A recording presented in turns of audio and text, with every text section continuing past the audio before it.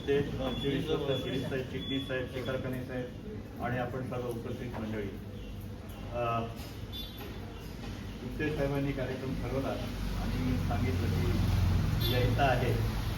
साधारणपणे असं असतं की कोणीही आम्हाला बोलवलं तर आम्ही जातो. याचं कारण असं आहे की समाजातला भेटणं हे आमच्या दृष्टीने फार महत्त्वाचं आहे. कारण समाजात जर आपण भेटलो नाही तर होत नाही.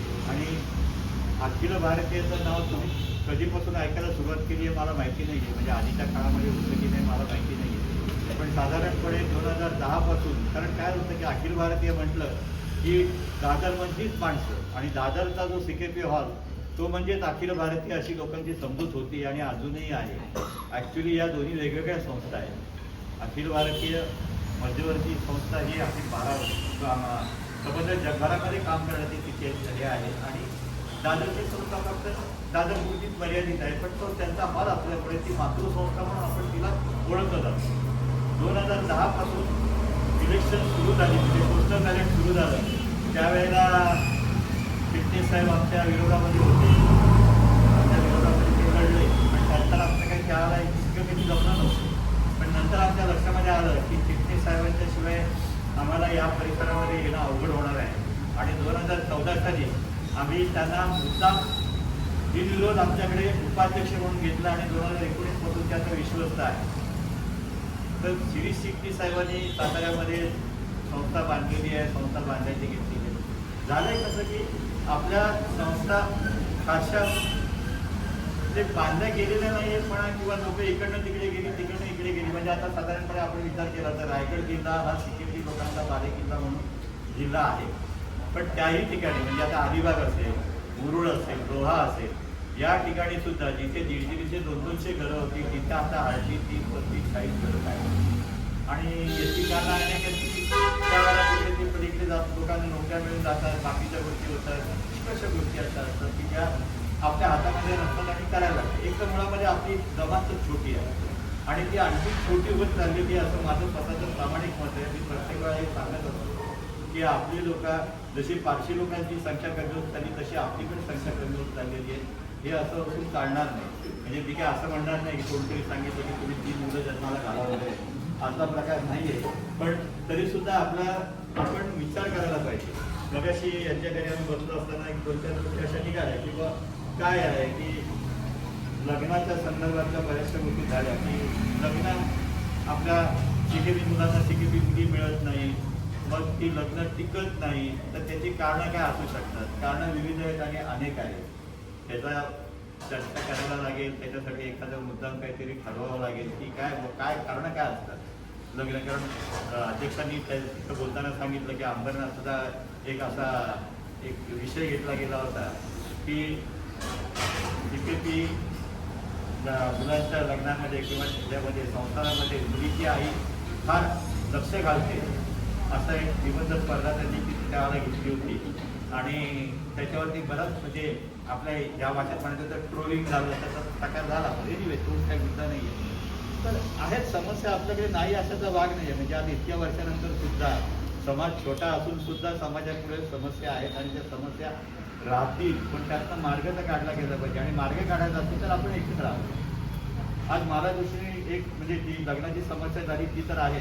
पण दुसरी गोष्ट म्हणजे असं आहे की आता या AIच्या भानगडीमध्ये नोकऱ्या कमी होतील किंवा बाकीच्या गोष्टी होतील. तर त्याच्यासाठी आपल्याला नोकरी करण्यापेक्षा आपण स्वतःचे काही उद्योग चालू करावे, काय पद्धतीने करता येईल याचाही आपण विचार केला गेला पाहिजे.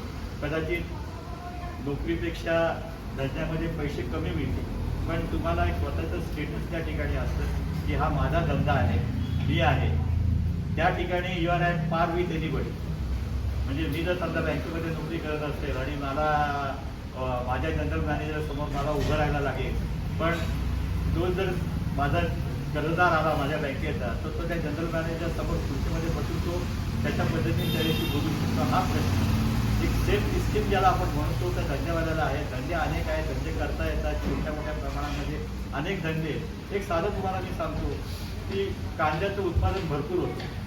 म्हणजे नाशिक भागामध्ये म्हणा किंवा इकडच्या सगळ्या भागामध्ये कांद्याचं उत्पादन भरपूर होतं. कांद्याचं करायचं काय हा प्रकार आहे. पण कांद्याच्या प्रकारामध्ये आता कांद्याची पावडर बनवली जाते.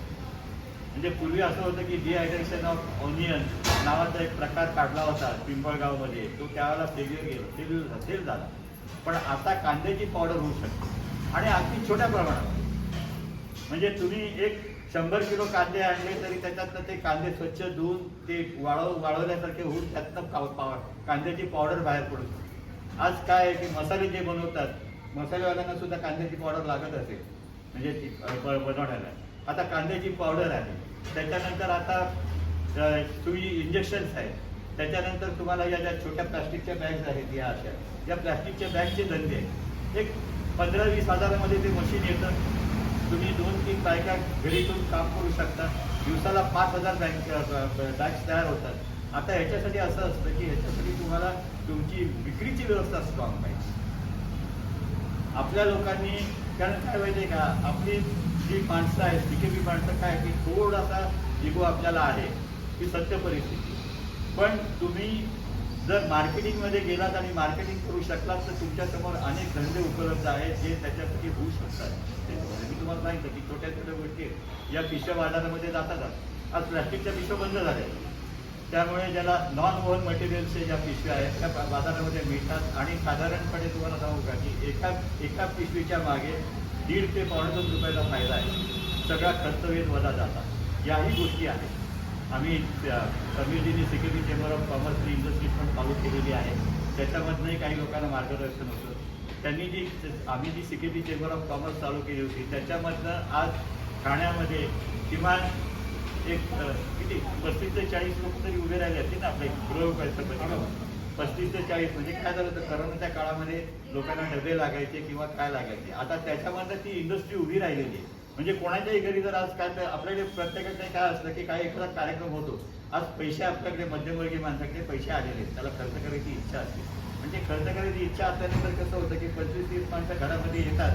25-30 माणसांच्यासाठी जेवण करणं काय आवड नसतात. किती जरी बाई सुधारणा असली तरी 25-30 माणसाचा स्वयंपाक करणं, त्यापेक्षा आता काय झालेलं आहे की त्या लोकांना सांगितलं की बाबा असाच प्रकारे आम्हाला हवं आहे, ते त्यांचा मेनू तुम्हाला सजेस्ट करतात, त्या मेनूप्रमाणे तुम्हाला जेवण देतात. आणि सिकेबी बायकांच्या हाताला चव आहे ती दैवदत्त देणगीच आपल्याला आहे. आणि त्या ज्या करणाऱ्या आहेत त्यांच्याकडचे पदार्थ जसे आपल्या घरामध्ये बनतात तसे देतात. सांगायचा उद्देश असा की अशाप्रमाणे धंदे उभे राहिलेले आहेत. आपल्याला धंद्याकडे बघितलं पाहिजे आणि आपल्याला आपल्या लग्नाच्या ज्या काही समस्या असतील त्या कशा प्रकारे सोडवायच्या याचा एक विचार करायला पाहिजे. विचार करताना पुष्कळशा गोष्टीचा विचार करायला लागेल. एक तर होतं आहे असं की आपल्या मुली सिकेपी मुलांच्या पेक्षा सुद्धा बाहेरच्या मुलांशी लग्न करून बाहेर पडतात. होतं कसं की या म्हणजे शिकण्यामध्ये आपल्या मुली पुढे आहेत, मुलांच्या पुढे आहेत शिकण्यामध्ये. ते म्हणजे माझं व्यक्तिगत मत आहे. सेक्रेटरी म्हणून मी व्यक्त करत नाही, पण माझं व्यक्तिगत मत आहे की मुली शिकतात. कारण त्यांच्याकडे कसं असतं की त्यांच्याकडे एक पेशन्स असतो, मुलांच्याकडे तेवढा पेशन्स मुलींच्या इतका नाही, ही सत्य परिस्थिती आहे. त्यामुळे ते शिकतात. शिकल्यानंतर चांगल्या ठिकाणी नोकरी मिळणं, बाकीच्या गोष्टी होणं, या सगळ्या गोष्टी होतात.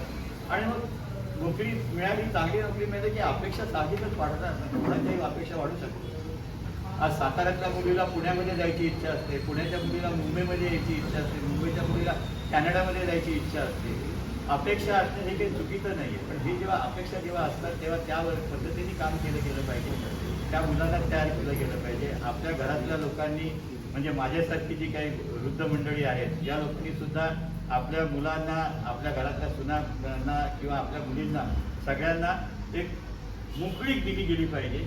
आणि ही जर मोकळीक जर दिली जाईल तर आपले प्रश्न जे आहेत ते थोडेफार सुटायला मदत होईल. एवढंच मला सांगायचं. धन्यवाद.